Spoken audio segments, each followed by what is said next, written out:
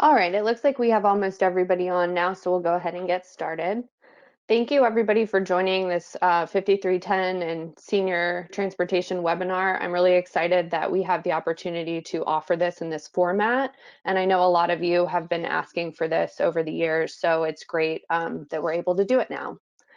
I'm Brittany Vole. I'm the Transit Program Manager for the FTA Section 5310 and State Senior Grants. And for today's webinar, we'll be going over the fiscal year 2022 5310 program. That's Capital Operating and Mobility Management, the State Senior Grant, and then we'll also give an update on fiscal year 21. For fiscal year 22, some of you will notice some significant changes based on the type of funding you seek. So if you have questions, please feel free to ask those as you have them. The actual presentation part of this is probably going to be about 30 minutes with breaks for questions. I scheduled this for 2 hours so we can answer as many questions as we have. And if this starts to go long, then we'll use some question breaks as actual breaks. So for the webinar, everybody is muted. Please use the question feature or chat, whichever, to send in your questions as you have them. I'll take breaks at some set points in the agenda to answer those questions, and then we'll answer any other questions at the end of the webinar. Hopefully you can all see the handout section. There's 5 handouts that go along with today's webinar, and then the webinar is being recorded so we can post it to OLGA later. So here's the agenda.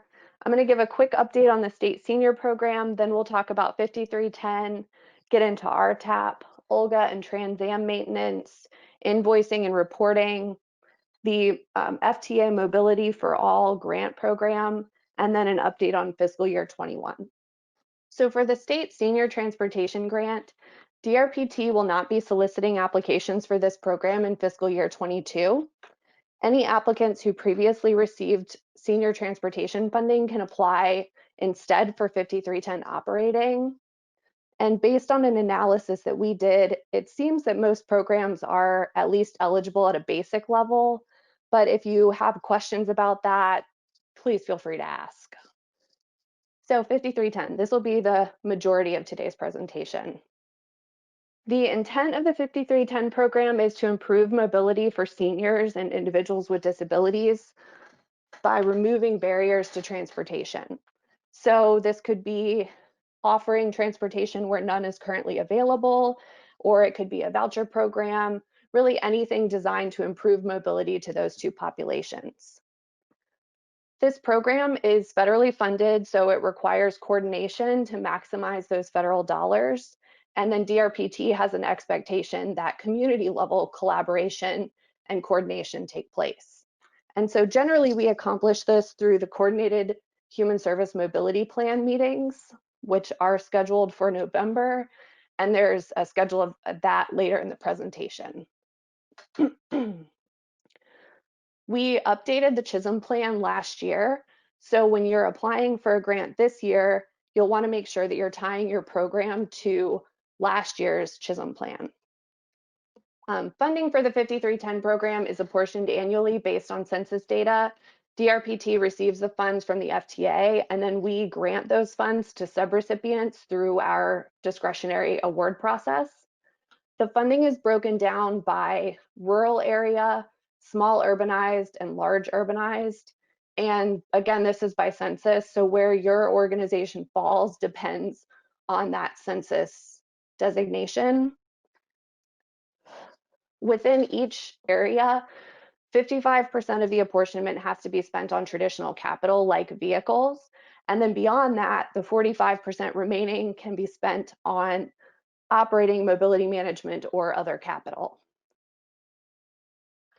Organizations are eligible if they are private nonprofit, a state or local government, or a public transportation operator.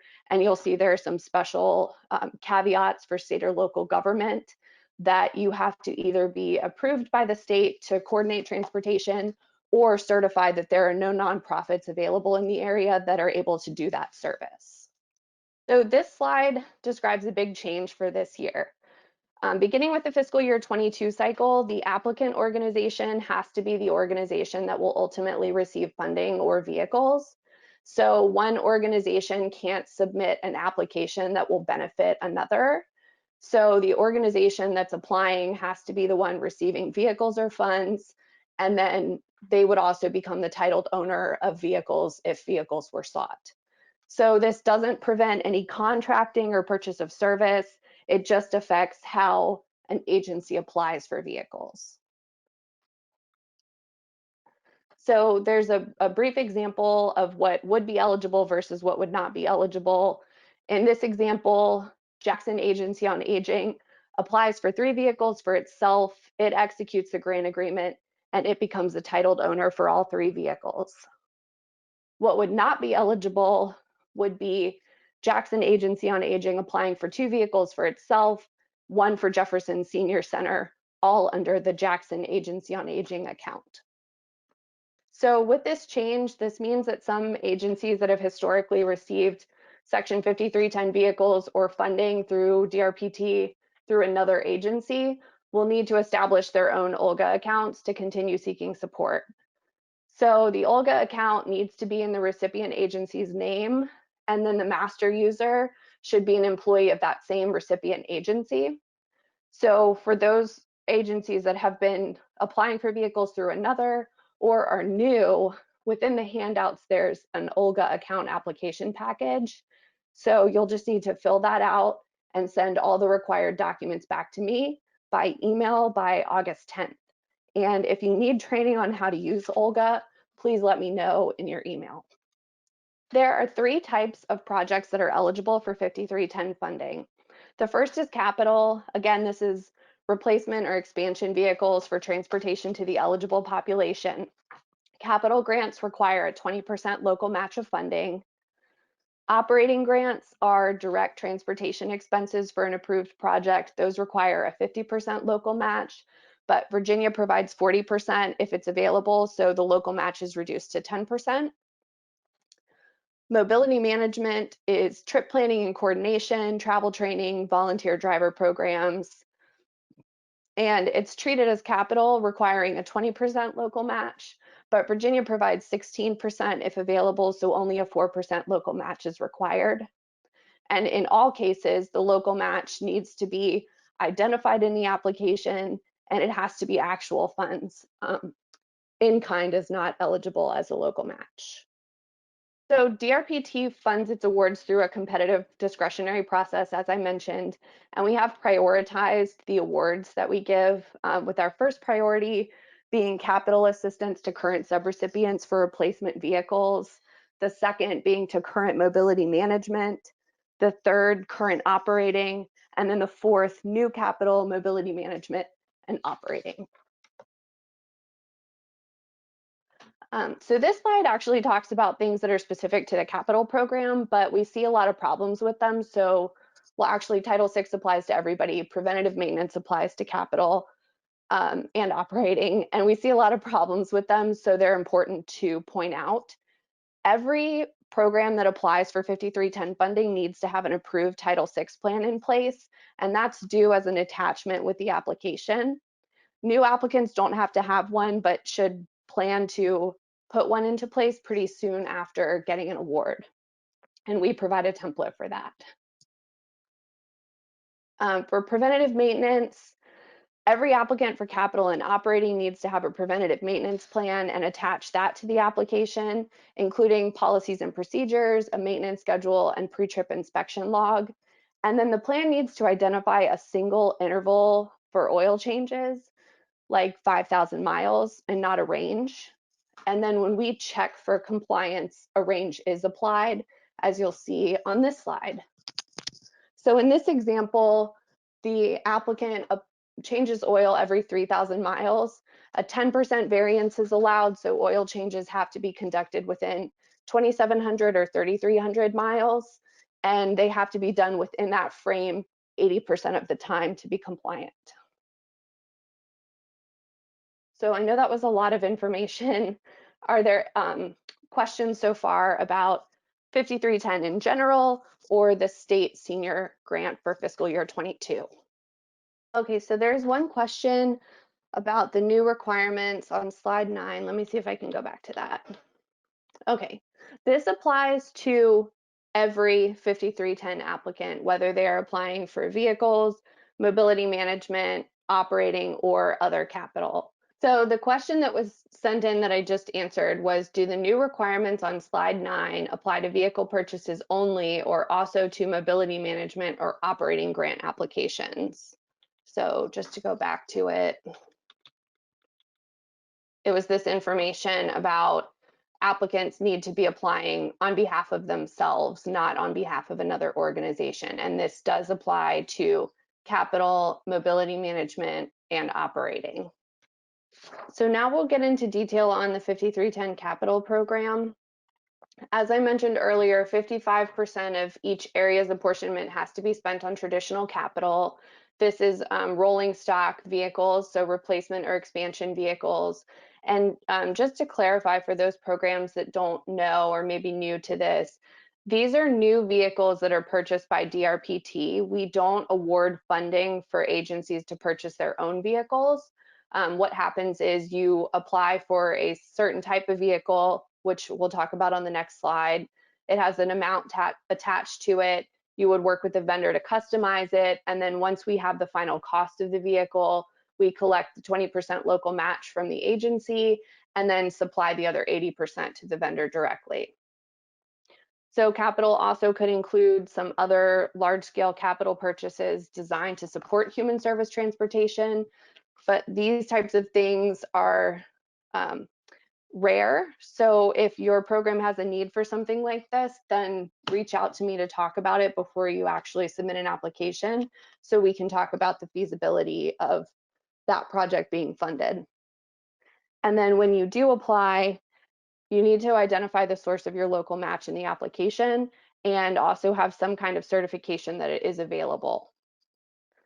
So the types of vehicles that are currently available that will be available for fiscal year 22 are a modified 5-passenger minivan that we are currently bidding, so we don't have a vendor yet, the raised roof 9-passenger van, and then 14, 15, and 19-passenger buses, all with lifts. And then those larger size vehicles can be modified to accommodate more wheelchairs, which would then reduce the overall passenger count on the vehicles.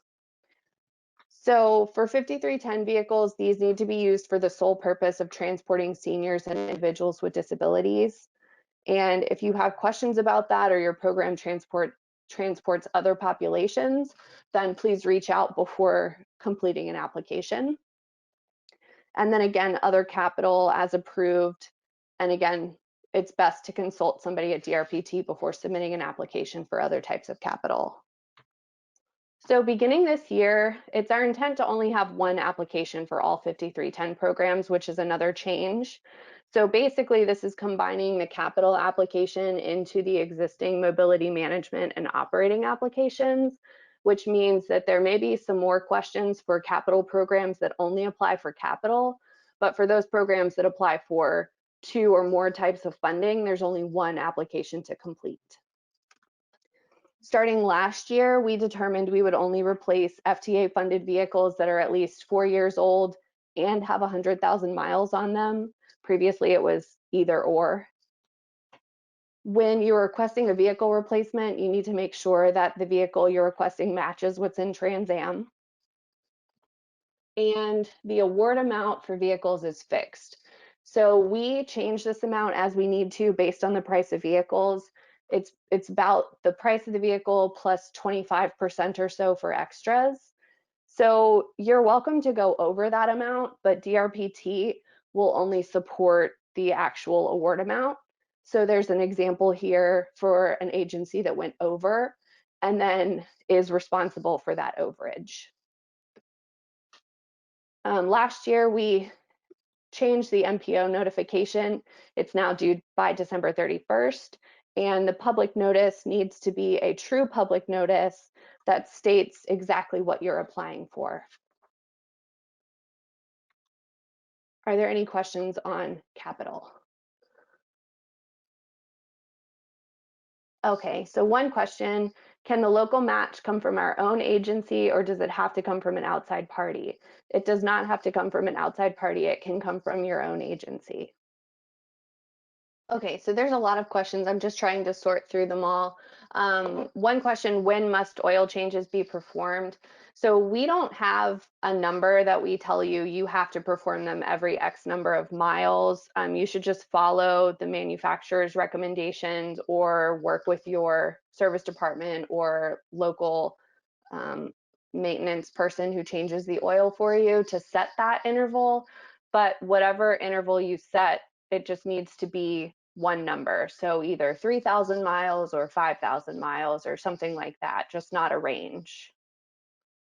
One question about the public notice.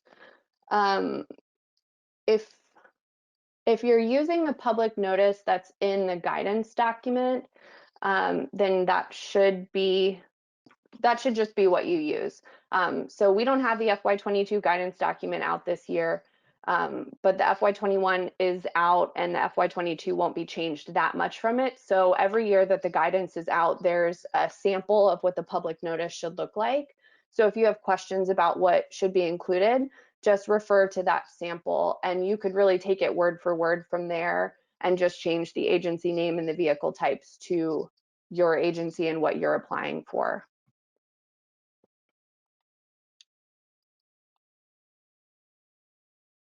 I see a question in here about audits, or a couple questions about compliance reviews / audits. The actual on-site review is on hold, but we are working with KFH on scheduling some virtual reviews. So we'll be following up with those who had a compliance review scheduled to get something else scheduled in the near future.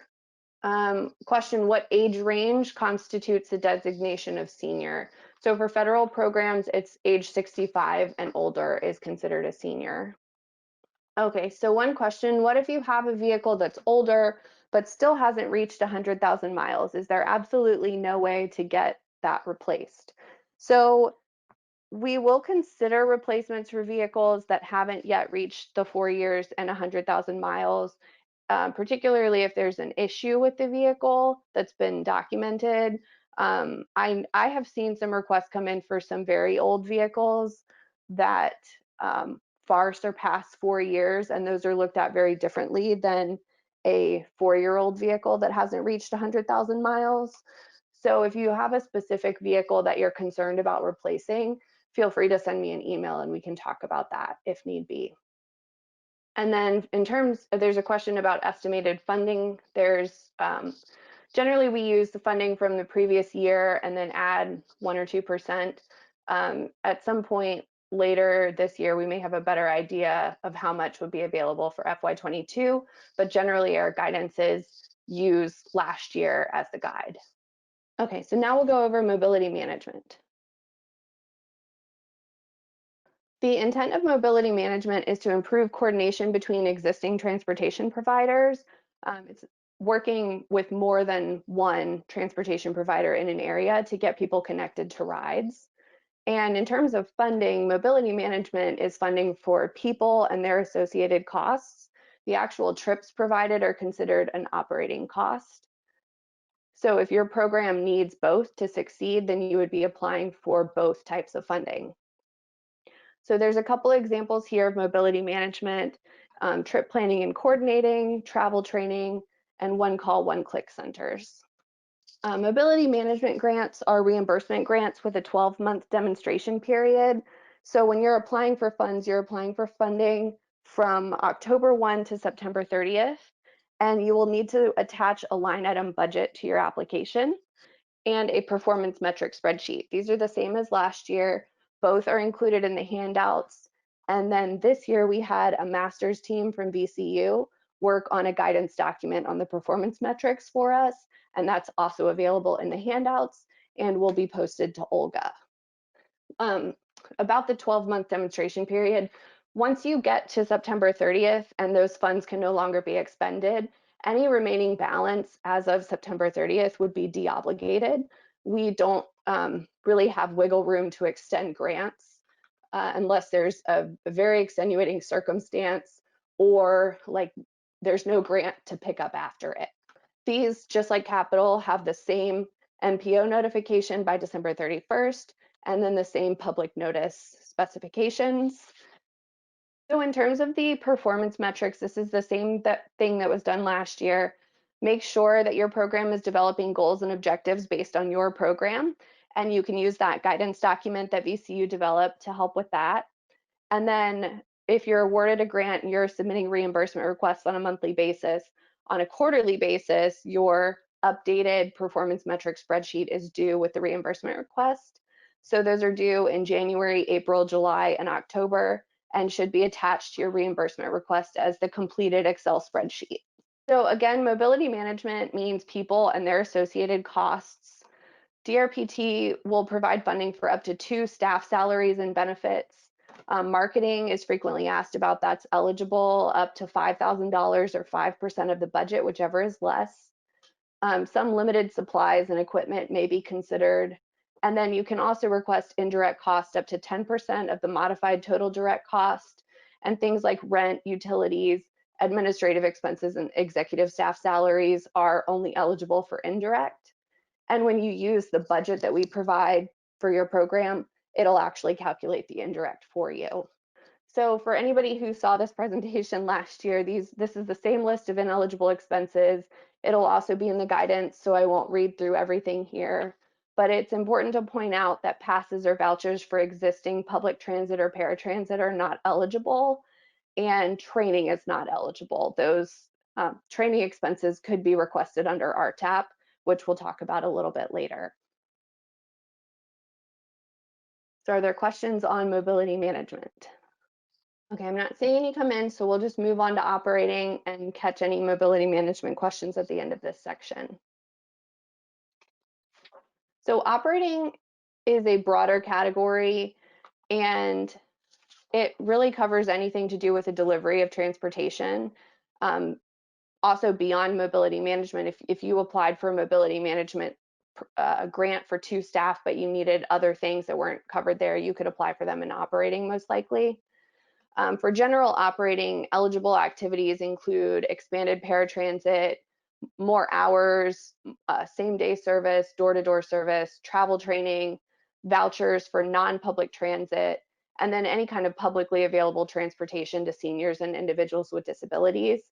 So what that last bullet means is that mission-specific transportation is not eligible. So for example, area agencies on aging providing transportation to cafes or congregate meal sites would not be eligible. Or providing transportation to and from a group home would also not be eligible. So as with mobility management, these grants have a 12-month demonstration period, October 1 to September 30th. And then at the end of the year, anything unspent is deobligated. The performance metric spreadsheet and line item budget are the same as the requirement for mobility management, and they're the same as last year. There's the same notification to the MPO and the same kind of public notice due as for capital and mobility management. And again, just to elaborate on the performance metrics, develop the goals and objectives based on your program, attach the spreadsheet to your application and your quarterly reimbursement requests in January, April, July, and October. And if you are applying for operating and mobility management, then you'll have 2 different spreadsheets with different metrics, and we'll be reporting on both. So in general, eligible operating expenses are net operating expenses minus fare revenue. And those eligible expenses can include things like salaries and benefits for drivers, vehicle operation expenses like fuel and maintenance, limited supplies and equipment, and then again, indirect costs. And if you are applying for this, the budget again will calculate it for you. And then these are the same ineligible expenses as last year and as for mobility management. And then again, just to point out, passes for existing public transit or paratransit are not eligible. So this is an overview of the application process, the application process and reporting a little bit for fiscal year 2022. There's a TransAM update due in 2 days.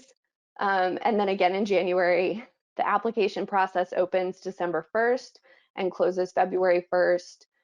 Generally, we review applications in February and March, present the draft 6-year improvement program to the CTB in April and May. Then a series of public hearings are held, and then the final SIP is approved in June. For those agencies that apply for capital, there's a calendar at the bottom showing that process. So once you're notified that you're awarded a vehicle or will be awarded a vehicle, the vendor will reach out to customize the vehicle, and then we'll send your order sheet to us. So at that point, we'll request your local match. And it's really important that you send in the local match when it's requested, because if one agency doesn't send it in, it holds up the whole order process for everybody. So once we receive all the local matches, usually within 30 days of requesting them, we'll order the vehicles, and then they'll be delivered usually in May to December. So within 2 days of receiving the vehicle, you'll need to send back the inspection sheets that you received with the vehicle, and then record the vehicles in TransAM. And then both of these points are considered as we review applications the next year. And I mentioned the coordinated human service mobility meetings are required. This is the schedule for this year. The links are not clickable in the webinar, but they are if you download the handout. And we'll also be sending this out so people can register for these by email after today's presentation. So are there any questions on 5310 operating or anything that we've covered so far that I didn't already answer? There's another question about the age of seniors. Yes, the federal program considers a senior to be 65 and older. So I see a lot of questions coming in now about the age of seniors. Yes, the state, for the state senior transportation grant, and then I also know some other state agencies consider a senior to be age 60 and older. This federal program considers a senior to be age 65 and older. So if your program transports seniors who are 60 to 64, then just make sure that you're identifying that in your application. We understand that there is a discrepancy between what DARS describes a senior to be and what the FTA describes a senior to be. Okay, I see more questions coming in about that. So just to clarify, if you are an agency on aging transporting seniors who are ages 60 to 64, then when you're describing your program in your application, just make sure that you describe the population you serve as being 60 and older, because that's what DARS sets as a senior, and that's the population that you serve. That does not mean that your program is not going to be eligible for 5310 funding. And then again, just to restate this, we are not soliciting applications for the senior grant. So everything that's been described in this presentation applies to 5310. Okay, and I see a question from earlier that I missed. Applicants who previously applied for senior transportation grants can apply for 5310 operating now. We did an analysis and determined that most, if not all, of the applicants that previously applied under senior do meet the basic eligibility for 5310 operating. So if you are working on the application and have questions about how your program ties into 5310 operating, or if there's other requirements that you need to meet, then we'll be happy to work with you on that application for next year. And I'm not seeing any other questions come in, so we'll go ahead and move on. The Rural Transportation Assistance Program, or RTAP, I mentioned earlier, is available to cover training and the conference expenses, staff development for programs that apply for 5310 funding. So this is really designed to support rural and human service transportation providers in developing these skills that their staff needs. The priority for this is to support 5311 programs, but we can also use it for 5310 as funding allows. So eligibility is limited to organizations that focus on transportation or provide training that can be relevant to transportation. If you do intend to apply for RTAPs, then include a schedule of training with your application, and then you'll actually have to apply for an RTAP when the time comes to attend whatever the training is. That's done at least 30 days before the activity. And just know that applying doesn't mean that you'll be funded. We'll try to if we are able to, but there may be some requests that we aren't able to fund. And then when you're developing a budget for an RTAP, everything needs to be done at the GSA per diem because these are federal funds, and anything that's over that would be the responsibility of the agency applying for funding. So I want to talk a little bit about OLGA and TransAM maintenance, both for new and existing users. For OLGA, make sure that your OLGA master user is a current employee. If they're not, then download the OLGA account package from the handouts and complete the new master user agreement and email that to me. Each agency should have at least 2 staff, but you really want to make sure that that master user stays updated because they are the person that can add and remove other staff from your account. And nobody is permitted to use somebody else's login. So each person at your agency that logs into OLGA needs to have their own account. Once you have your users sorted out, make sure that your agency contact information is updated so that the appropriate staff receive the notifications that we send out. And then make sure that your organization type, size, and service category are correct. So for all 5310 programs, the service category is human services, and then the other 2 depend on your organization and then your area. So there's a little snapshot here from OLGA from one organization that just needs to update its organization size. TransAM is, this only applies to 5310 Capital. Every agency that receives vehicles from DRPT needs to have a TransAM account. So if you're new and you haven't received vehicles yet, you don't need one. But if you have received vehicles and don't have one, let me know. And then make sure that your manager role is filled by a current employee. It's like the OLGA master user, and they can add and remove staff. So I mentioned earlier in the calendar slide, the schedule, that updates are due twice a year, January and July 15th, and you need to update the mileage, service status, and condition of all vehicles, not just those that you're seeking to replace.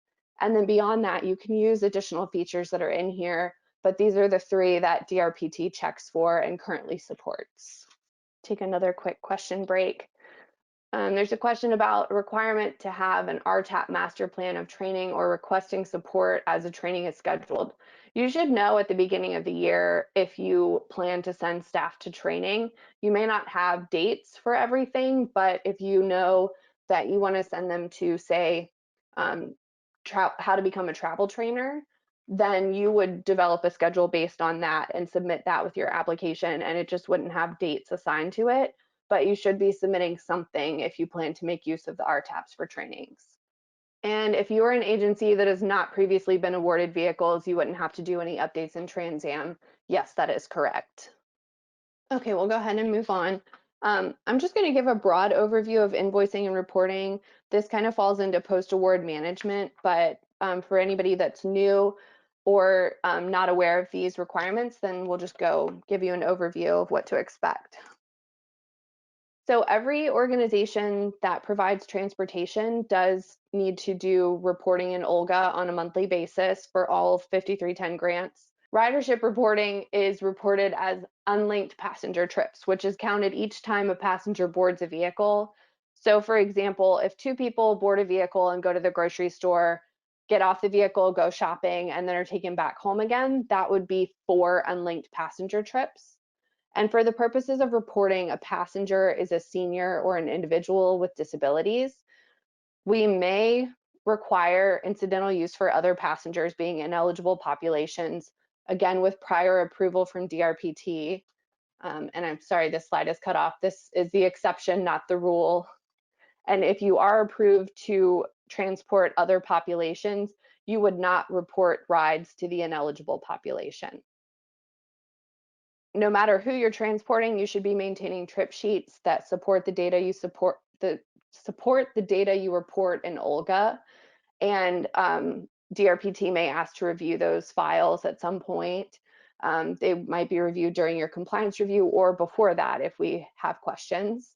And you should be looking to compare your data year over year and document service changes. So if there are dips or spikes in your data, then you know why. Again, the data is reported monthly. It's due by the 20th of each month for the previous month. And all of the data reported in OLGA should be reported under the category human service transportation. So this is an example of what your ridership summary should not look like because there's no data in here. But if it were reported, this top line of the table where it says unlinked passenger trips would show the number of rides provided. And then vehicle revenue miles and hours are not required, but they show up anyway because we use the system for other providers. So 5310 operating mobility management and RTAP are reimbursement grants. Reimbursement requests are submitted through OLGA, again on a monthly basis. And starting with FY21, those will be done using the new reimbursement template that we provide. Anything you submit for reimbursement needs to be eligible, meaning it was approved in your grant and is eligible under state and federal guidelines. If you have questions about that, you can ask. When you are submitting a request, make sure that you're attaching documentation to support the amount you spent. So we will need a general ledger, timesheets for any position supported by the grant, receipts or invoices for any expenses you're requesting, copies of marketing materials. For operating, we need your trip sheets. And then for RTAP, we would need hotel registration and travel receipts. And then all the documentation you submit has to match. If it doesn't, just provide an explanation so that our financial staff can review that. And I do see two questions. The trip sheets you should be keeping for, well, really all documents related to the grant, you should be keeping for the life of the grant and then 3 years after. So generally when we do a compliance review, we're looking at the last 3 years from the date of the review. So if you had a review today, it would be 3 years back from today. So you would want to make sure that you have all of your data and trip sheets from that period. So there is another question about transporting people during social distancing to pick up things curbside or through drive-through and how to count those trips if the person didn't get out of the car. I would count trips if you're taking a person from one place to another place and then back to the originating place, I would still count that as 2 trips. That's a really unique circumstance, and maybe just make a note of that on your trip sheets, that the person didn't actually exit the vehicle, but they did go to a second destination or to a destination. So there's another question, does records for 3 years back also apply to audits? So I tend to use the term audit and compliance review interchangeably. So yes, if you're having an audit or a compliance review, those are looking 3 years back. And then the same documentation retention limits apply. So it's the life of the grant plus 3 years. So we only have a couple more slides. I'm going to move on and then we'll get any remaining questions at the end of the presentation. Earlier this year, DRPT applied to the FTA under the Mobility for All grant program, and we were awarded the funding we requested to develop a online transportation directory utilizing the Virginia Navigator structure, and also developing GTFS feeds for some smaller rural transit agencies that we hope to push out to Google Maps and Virginia Navigator to enable online trip planning. And so the intent with this project overall is to improve an individual's ability to find transportation online from one hopefully comprehensive place. And then just an update on fiscal year 21. Most of you may already know this. The 5310 Operating and Mobility Management grants were awarded in June. Any applicant who applied for one of those 2 funding types has been notified of their award or award status. And then the 5310 Capital and State Senior Transportation grants are on hold until September. So that brings us to the end of the presentation. So if there are any remaining questions, feel free to send those in now. One question so far, what is the life of the grant? So if you receive a operating or mobility management grant, those are 1-year grants. So 12 months is the life of that grant. And if you receive capital, it really depends on your agency and how you use the vehicle that you were awarded. If you're driving a vehicle only for 4 years before replacing it, then that ends the life of that grant. But if you're driving a vehicle for, say, 8 years, then it could be 8 years. It just depends on, again, how your agency is using the vehicle. There's a question about which grant notifications went out in June. Those were for the 5310 Operating and Mobility Management Program. So anybody who applied for 5310 Operating or Mobility Management should now know the status of that application. And then it's the 5310 Capital and State Senior that are on hold until September. There's a question about the availability of the handouts. So the OLGA account application documents are available in OLGA now. The application guidance will be available in OLGA once it's available. The guidance on understanding, choosing, and tracking performance metrics will be posted to OLGA. It's not currently posted. And then also in the handouts for the webinar are the application questions for fiscal year 22, and then the budget and work plan templates. And those two will not be posted in the news and information section of OLGA, but once the application opens, you'll have access to those. So if you aren't able to download the attachments from the webinar today and you want those, let me know and I can send them by email so you have them to start working on your application now. And then there's a question about making available the questions and answers from the webinar. Again, this webinar is being recorded and will be posted to OLGA, so everybody will be able to review it. And if you missed a question and answer, then you can certainly see it then. Or if you have specific questions, feel free to reach out to me and we can talk about that. There's a question, is there anything for new applicants or new applications prior to the regional hearings in November? That's the next step. And if you have already been set up in OLGA, if you are a new applicant and have not already established an OLGA account, then you will need to establish an OLGA account using the documents in the handouts. And someone just said they tried clicking the registration link for the Chisholm meetings and it didn't work. So as soon as this webinar ends, I will double check those and get the updated links out to everybody. Those again will be sent out by email. But if anybody else encounters an issue with that, please let me know. And I'm not seeing any other questions coming in. So if there are lingering questions, please feel free to reach out by phone or email and I'll be happy to talk over whatever you have questions or concerns about. And thank you everybody for attending. We will probably be conducting another pre-application webinar in November. So if you have other questions or want to see this presentation again, feel free to sign up for the one in November as well. Thank you.